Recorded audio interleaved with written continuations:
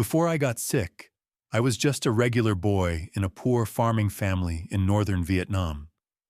I was the youngest of five, the one who made everyone laugh, the one who always came home with dirt on his knees and stories in his mouth. We had no riches, but I had dreams. I wanted to become someone who could take my family out of poverty, someone who mattered. Then everything changed. I was 13 when my body began to betray me. At first it was small things, swollen feet, fatigue, dizziness. My parents noticed the puffiness, the way I couldn't keep up with my friends. We went to a local clinic where they told us something we barely understood: chronic nephritis. We had never heard those words before, but they came with a sentence: lifelong illness, no cure. Only treatment. The first hospital visit was a blur of cold floors and strange smells. I remember the way my mother's hand trembled as she filled out the paperwork. I remember my father's silence heavier than any word. They drained the fluid, gave me pills, sent me home. For a while I felt better. But then the swelling came back. Again and again we returned to the hospital, hoping for something to change. It never did. Someone told us about herbal medicine. My parents, desperate and poor, took me to back alley healers and dusty rooms filled with jars. I drank everything. I obeyed every instruction. Nothing worked. My body bloated to the point where I couldn't walk. My skin cracked like old leather. For 3 years I drifted through pain, one failed treatment after another. I stopped going to school. My dreams became distant fog. Then somehow I got better. A kind man treated me without taking a single dong. Slowly my body recovered. I went back to school feeling like I had escaped death. My grades weren't great, but I tried. I believed, truly believed, that I had won. But illness is patient. At the end of high school, just before graduation, I started waking up with pounding headaches and vomiting. I peed 5-6 times a night. I thought it was stress. I studied harder. Then one day, my school's nurse took my blood pressure and looked at me like I was already gone. They called my parents. I was rushed to the city hospital. That was the night I learned what kidney failure meant. In a sterile room filled with machines, I was told I would die without dialysis. They inserted tubes into my body. I cried as they pierced my stomach wall. I bled. My mother cried harder. My father stood in the corner, fists clenched. I told her, "It's okay, Mom, don't cry." But I was lying. I wasn't okay. I was terrified. That night I whispered to myself, "This can't be the end." But deep down I feared it was. After the first emergency dialysis, I was sent home with a tube in my abdomen. I had entered the world of peritoneal dialysis. 4 times a day, my mother and I would lock ourselves in a tiny room and perform the same sterile ritual: wash hands, prepare the fluid, connect the tube weight drain. This was my new life. I was 17. School became a memory. I had to drop out before taking my university entrance exams. Not because I was afraid to study, but because we could not afford 2 children in school. My older brother was already at university, and I was now a full-time patient. A burden. For a while I tried to hide it. I joked. I told my mother I was okay, but she knew. I caught her one evening curled under the stairs of our small house, weeping silently. I never forgot that image. I spent 3 years in that shadowed life. My body grew thinner, my skin darker, my face sullen. My friends stopped visiting. I avoided mirrors. There was nothing left to see. Some nights I wondered what it would feel like to stop fighting. I never said it out loud, but I thought it.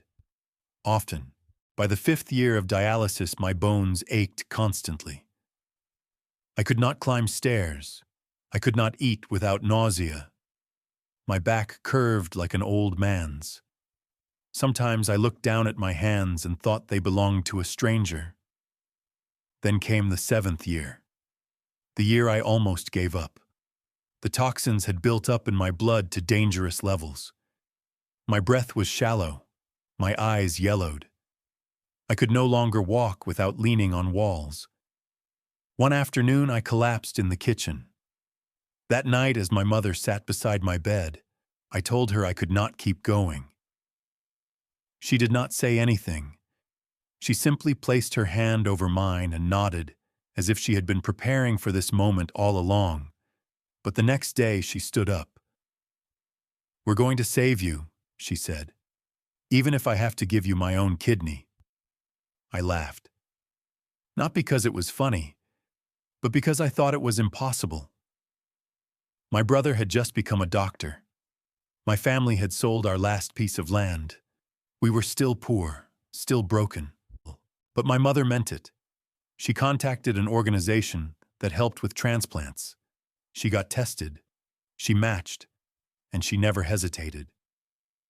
At the age when most mothers were thinking of retirement, mine was preparing for surgery, and I, half alive, half ashamed, began to hope again. The day of the transplant began like any other. The sky was gray. The hospital smelled of antiseptic and uncertainty. But inside me a quiet storm was brewing. I had not slept the night before. My mother had spent the night on a thin mattress beside my hospital bed. At dawn, she stood up, smoothed her clothes, and smiled. "You'll be okay," she said, her voice calm. But I saw it, the slight tremble in her hand, the way her eyes lingered on me for just a second too long. They wheeled us into 2 different operating rooms. I remember the lights, the cold, the mask, and then nothing. When I woke up, I was alone. The pain came first, deep and sharp. Then the panic. Was she okay? Did it work? A nurse leaned over and smiled. "Your mother is fine, and the kidney is working." I cried. Not the silent kind I had become used to, but a full-body cry. Relief, guilt, gratitude, all mixed into one overwhelming wave. 3 days later, they let us see each other. She looked smaller, tired, but when I entered her room, she lit up like the sun. "You look alive," she whispered. "I feel alive," I replied. We laughed, and for the first time in years, it felt real. Recovery was slow. My body, after years of trauma, did not trust the good news. I had to learn how to walk again without pain. I had to take pills, dozens of them, to make sure my body would not reject her gift. But every small step felt like a miracle. I could eat without vomiting. I could sleep through the night. I could breathe without heaviness. Outside the hospital, life had changed too. News of our story spread through our community. People we barely knew came to visit. Some brought food, others brought money. One man came just to hold my mother's hand and say, "You are a true mother." She cried that day, not from sadness, but from being seen. We went home after 2 weeks. The air smelled different, everything did. Even the old walls of our house seemed to welcome us back with gentleness. I was still fragile, but I was no longer broken. That night, my mother and I sat outside under the stars. She reached for my hand. "Promise me one thing," she said. "Anything. Don't waste this life." I nodded, unable to speak, and in that silence I made a vow.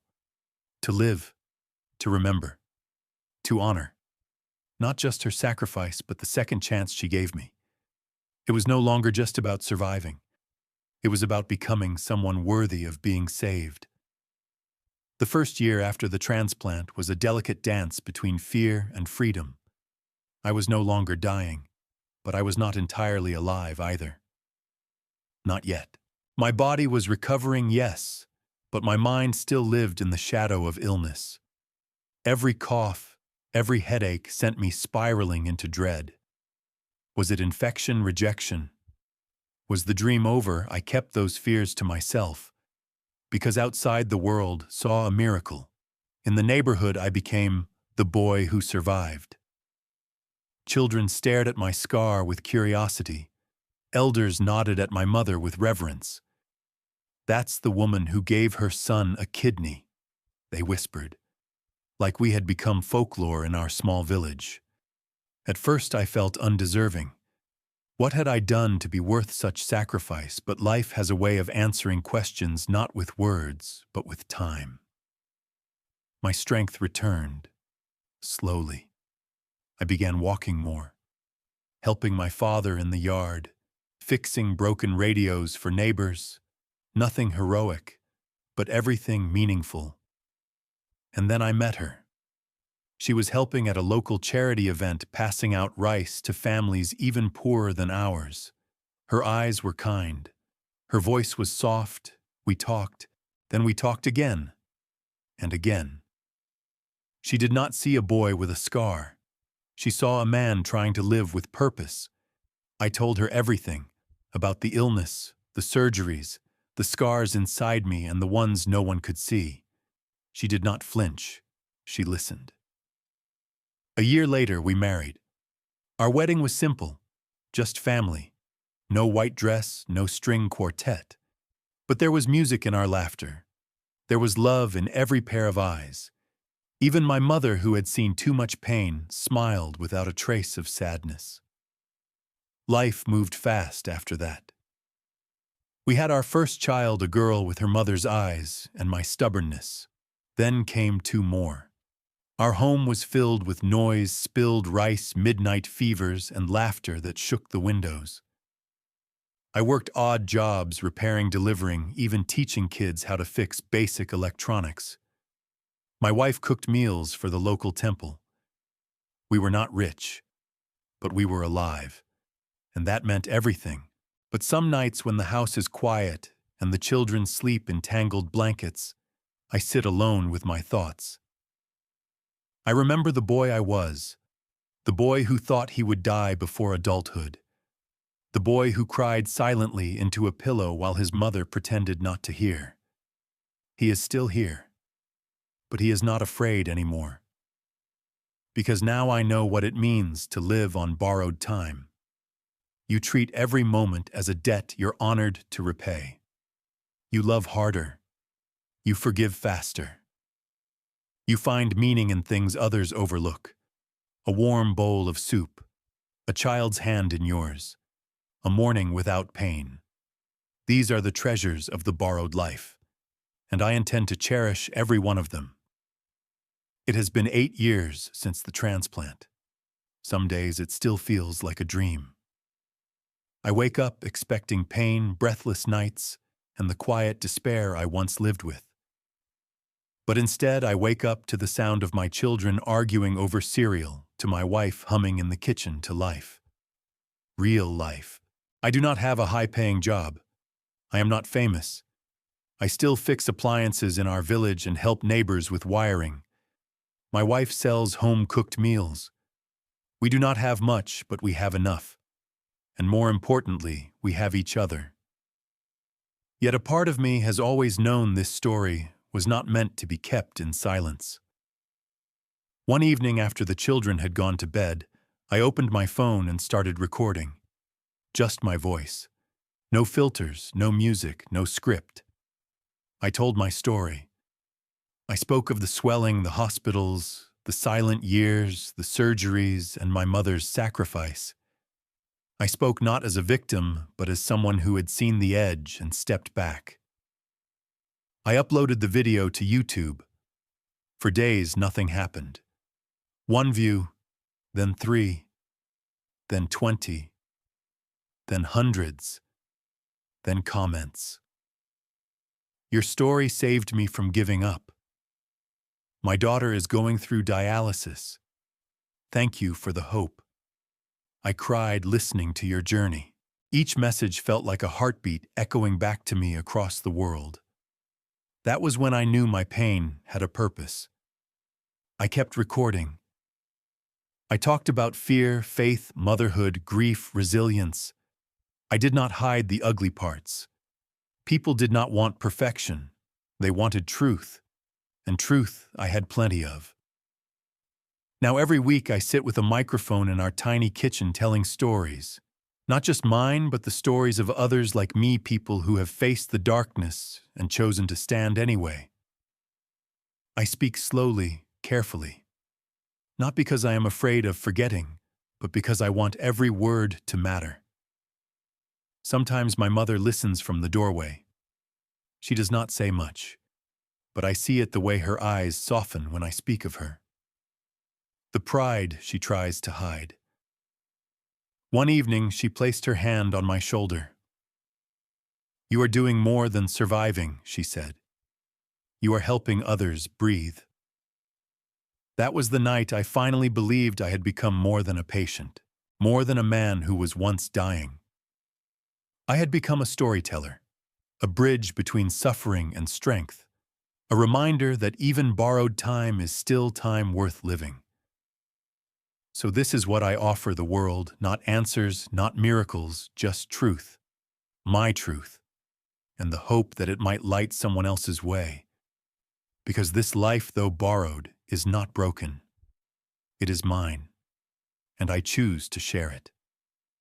If this story touched you even just a little, then maybe, just maybe, there's a reason you found it today. I share these moments not to seek pity, but to remind you and myself that even in the darkest corners, light can still find its way in. So if you'd like to walk this journey with me, hit that subscribe button. There's more to come, more stories, more hope, and maybe in the next one you'll find a piece of yourself too.